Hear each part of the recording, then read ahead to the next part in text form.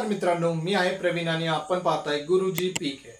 मित्रांनो आजपासून आपण महारेराची सिरीज चालू करत आहोत, ज्यामध्ये आपण 1 ते 10 पर्यंत व्हिडिओ पाहणार आहोत। आजचा विषय असणार आहे पार्किंग रिलेटेड। तर मित्रांनो, जर तुम्ही फ्लॅट घेतला असेल आणि तुम्हाला पार्किंग बद्दल काही डाऊट असतील किंवा तुम्ही फ्लॅट घेणार असेल आणि महारेरामध्ये पार्किंगची काय व्यवस्था किंवा पार्किंगसाठी काय नियम आहेत हे जर तुम्हाला ठाऊक नसेल तर हा व्हिडिओ तुम्ही शेवटपर्यंत पहा। या व्हिडिओमध्ये मी तुम्हाला महारेराचं सर्क्युलर जे पार्किंग संदर्भात आहे ते सुद्धा दाखवणार आहे आणि कोणतं पार्किंग तुम्हाला फ्लॅट सोबत मोफत मिळू शकतं आणि कोणत्या पार्किंगसाठी तुम्हाला पैसे द्यायचे आहेत हे मी तुम्हाला या व्हिडिओमध्ये क्लिअर करणार आहे। तर व्हिडिओ पूर्ण पहा आणि आपला व्हिडिओ आवडला तर चॅनलला नक्की सबस्क्राइब करा, लाईक करा आणि शेअर सुद्धा करा। तर पाहूयात, जेव्हा आपण एखाद्या प्रोजेक्टमध्ये फ्लॅट घ्यायला जातो तेव्हा आपल्याला पार्किंग हा विषय समजून येतो। मित्रांनो, जेव्हा आपण फ्लॅट घेतो तेव्हा आपल्या लक्षात एवढं पार्किंगचं महत्त्व येत नाहीये। याचं कारण की काही वेळेस आपल्याकडे कार नसते किंवा आपण त्याचा एवढा सिरियस विषय करत नाही, परंतु भविष्यात कार पार्किंगवरून खूप सारे झगडे होत राहतात, खूप सारे वाद होत राहतात जर तुमचं रिझर्व कार पार्किंग नसेल तर। यासाठी तुम्हाला फ्लॅट सोबत पार्किंग घेणं खूप महत्त्वाचं राहतं। महारेरामध्ये टोटल 3 पार्किंगचे प्रकार दिलेले आहेत। एक आहे ओपन रिझर्व कार पार्किंग, दुसरा आहे कवर्ड रिझर्व कार पार्किंग आणि तिसरा आहे गॅरेज पार्किंग। तर याच्यामध्ये पहिला मुद्दा जो आहे तो ओपन कार पार्किंग। कोणत्याही फ्लॅट सोबत बिल्डर ओपन कार पार्किंग हे पैसे घेऊन विकू शकत नाहीये, ही सोसायटीची कॉमन जागा असते। तुमच्या प्रत्येक फ्लॅट सोबत एक ओपन कार पार्किंग बिल्डरला देणं मॅन्डेटरी आहे, त्याबद्दल तो कोणते पैसे चार्ज करणार नाही। दुसरा ऑप्शन आहे कवर्ड कार पार्किंग।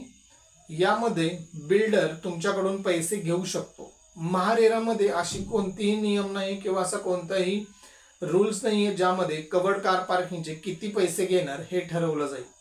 बिल्डर त्याच्या प्रोजेक्टनुसार, त्याच्या पार्किंगच्या साईजनुसार किंवा त्याच्या पार्किंगच्या स्पेसनुसार तुमच्याकडून पैसे चार्ज करू शकतो। कवर्ड कार पार्किंगसाठी बिल्डर त्याच्या मर्जीनुसार पैसे चार्ज करतो। कवर्ड कार पार्किंग ज्यावेळेस तुम्ही विकत घेता त्याच्यासाठी महारेरामध्ये नियम आहेत की तुमचा पार्किंगचा उल्लेख तुमच्या खरेदी खात्यामध्ये करणं गरजेचं आहे। तुमच्या पार्किंगची साईज किती आहे आणि पार्किंग नंबर काय आहे हे सुद्धा तुमच्या खरेदी खात्यामध्ये लिहिलं गरजेचं आहे। पार्किंग जर हवं असेल तर ओपन कार पार्किंग मिळणार नाही, ज्यामध्ये तुम्हाला covered car parking, reserve car parking मिळेल आणि त्यासाठी बिल्डर तुमच्याकडून त्याचे चार्जेस घेऊ शकतो। रेराच्या म्हणण्यानुसार कवर्ड कार पार्किंगचे पैसे कायद्याने घेणे योग्य आहे। मुद्दा तिसरा प्रकार जो आहे तो गॅरेज पार्किंगचा आहे। म्हणजे एखाद्या ठिकाणी आपण बंगलो, हाऊस घेतला तर त्याच्यासोबत तुम्हाला गॅरेज पार्किंग मिळतं। तर गॅरेज पार्किंगचं जे बांधकाम आहे तुम्हाला गॅरेज पार्किंग प्रमाणे देणं गरजेचं आहे आणि त्याच्यासाठी सुद्धा बिल्डर तुमच्याकडून पैसे चार्ज करू शकतो। याचा अर्थ ओपन कार पार्किंग तुम्हाला फ्री ऑफ कॉस्ट मिळणार आहे, कवर्ड कार पार्किंगसाठी तुम्हाला पैसे द्यावे लागणार आहे आणि गॅरेज पार्किंगसाठी सुद्धा तुम्हाला पैसे द्यावे लागणार आहे। ओपन कार पार्किंगचा उल्लेख तुमच्या ॲग्रीमेंटमध्ये करता येत नाही किंवा कोणताही बिल्डर ओपन कार पार्किंग हे तुमच्यासाठी रिझर्व आहे म्हणून लिहून देऊ शकत नाही, परंतु कवर्ड कार पार्किंग जे आहे ते तुमच्या ॲग्रीमेंटमध्ये तुमचं स्वतःचं रिझर्व कार पार्किंग आहे हे लिहून देऊ शकतो।